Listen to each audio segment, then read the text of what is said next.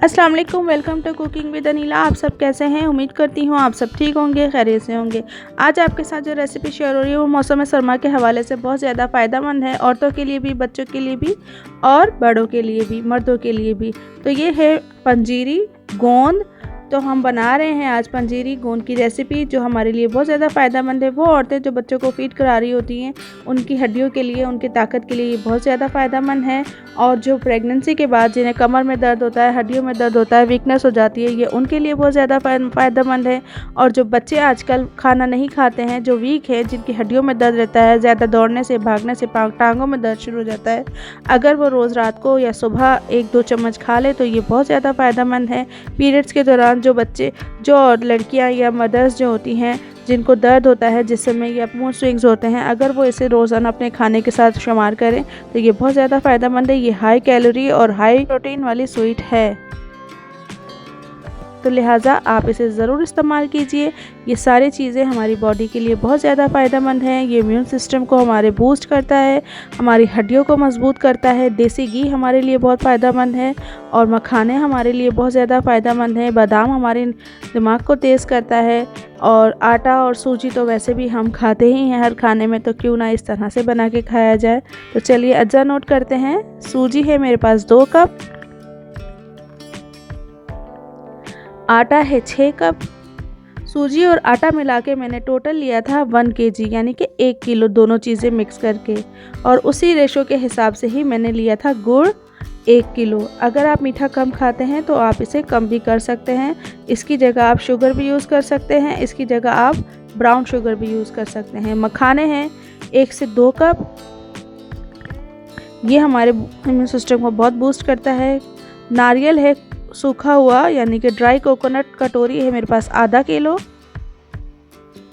ये है melon seeds, यानी कि 4 मगज़ आधा कप, आप ज़्यादा भी ले सकते हैं।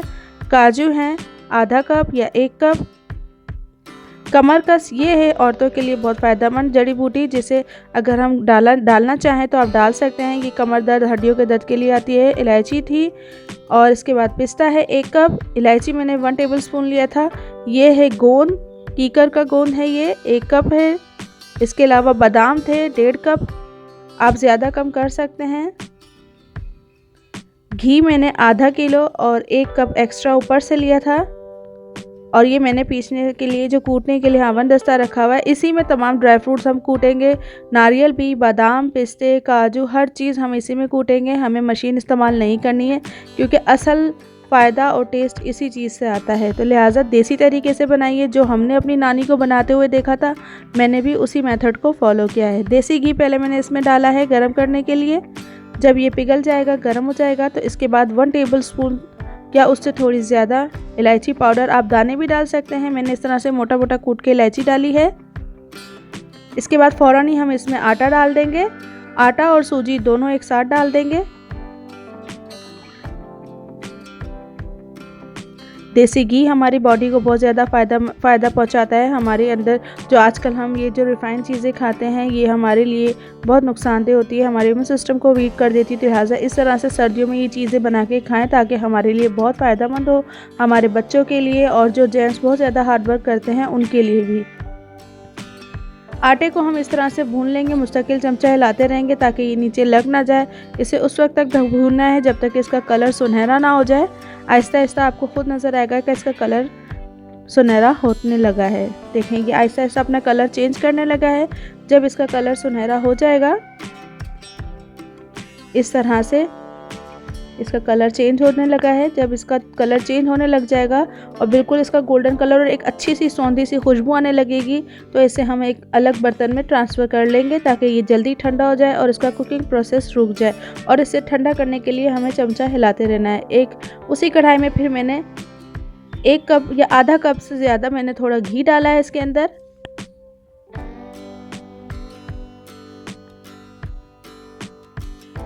जब घी अच्छे से गर्म हो जाएगा तो इस गोंद को हम इसमें डाल के अच्छे से हिलाएंगे कि ये गोंद को पकाना है, इसे फुलाना है। ठंडा करने के बाद ही यूज़ होगा, लेकिन ये जब अच्छे से फूल जाएगा, दुगना हो जाएगा इसका साइज़, तो इसे इस तरह हम निकाल के इसे हम एक बर्तन में रख लेंगे। और दूसरी बार हम इसमें मखाने फ्राई करके रख लेंगे।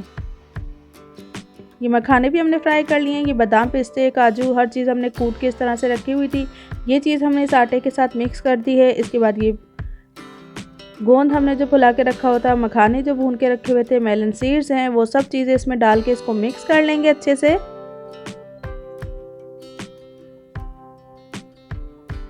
ये रेसिपी मैंने अपनी नानी से सीखी थी। मेरी नानी इसे बनाया करती थी और जब हम छोटे होते थे तो वो हमें बिठा के अपने पास बताया करती थी कि ऐसे ये चीज़ बनती है। तो आज वही चीज़ मेरी मम्मा और मैं हम दोनों ने मिलकर बनाई है। अब एक बर्तन में हम घी गरम करेंगे। जब घी हल्का सा गर्म हो जाएगा, मेल्ट होने लगेगा, तो साथ ही जो गुड़ हमने कूट के रखा हुआ था, ये गुड़ इसमें ऐड कर देंगे और इसे उस वक्त तक पकाना है जब तक कि ये मेल्ट ना हो जाए। इसे ओवर कुक नहीं करना है वरना ये कड़क हो जाएगा। इसे मिक्स करते रहना है ताकि चारों तरफ से मेल्ट हो जाए। इस तरह से जब पेस्ट बन जाएगा, इसका मेल्ट हो जाएगा, तो इसमें वो जो मसाला हमने आटा और बादाम पिस्तों का जो मिक्सचर बना के रखा था वो इसमें ऐड कर देंगे और इसे फ़ौरन चमचे से हिलाते रहेंगे ताकि ये गुड़ जो है वो ठंडा होकर एक ही जगह ना रह जाए, सारी चीज़ों के साथ मिक्स हो जाए। और उसके बाद आप इसे इस तरह से चाहे तो परात में रखें, सर्व करें, जैसे दिल चाहे आपका सर्व करें। अगर आपको ये हलवा बिल्कुल कड़क जमाना है तो आप इसमें गुड़ थोड़ा और ज़्यादा डाल के थोड़ी देर और पकाएं और इसे जमा सकते हैं। वैसे ये इसी तरह ड्राई थोड़ा सा रहता है तो ये खाने में ज़्यादा अच्छा रहता है। और बादाम पिस्ते अगर आप ग्राइंडर में ग्राइंड करेंगे तो वो चीज़ हमारे टेस्ट को मतलब इतना ज़्यादा अच्छा नहीं करेगी, क्योंकि वो हर चीज़ उसके साथ आटे के साथ मिक्स हो जाएगी। लिहाजा थोड़ा थोड़ा साबुत रखें। बच्चे इसे देख के बड़े शौक से खाएंगे। आपको ये रेसिपी कैसी लगी मुझे ज़रूर बताइएगा। मेरे चैनल को लाइक कीजिए, शेयर कीजिए, सब्सक्राइब कीजिए। दुआ में याद रखिए। इजाज़त दीजिए। अल्लाह हाफ़िज़।